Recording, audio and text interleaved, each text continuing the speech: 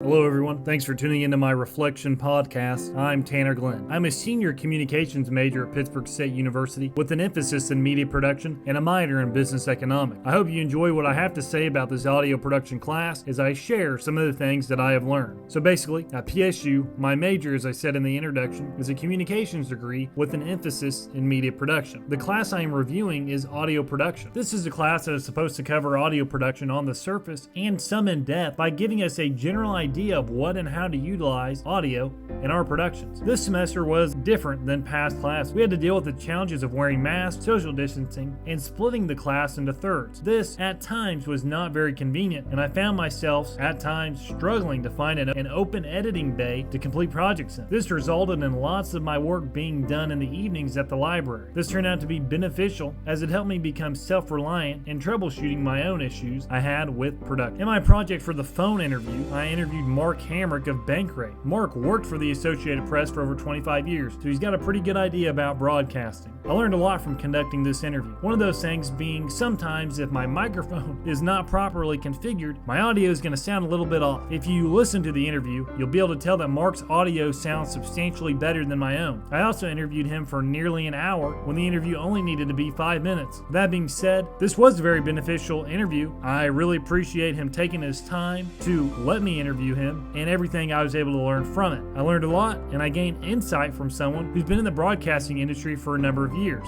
The final thing I'll mention that I learned was how to experiment and find different things that work for particular productions. Unfortunately, like in all things, there are many projects that took a lot of time and were difficult to spend as much creative time on as I would have liked to. But in doing this, I was able to find different ways to alter my voice or others' voices to sound clearer, crisper, cleaner, and all around better. By using the tools available and analyzing the feedback I received from my classmates, I was able to make this class a successful course in the grand scheme of courses I'll be taking at PSU in pursuit of my degree. It has been good to work with my group on the group projects that we did, and I look forward to working with them in the future. I still have a lot to learn and much to improve on, but as I end a majority of papers that I talk about the future, I'll end it by saying the best is yet to come.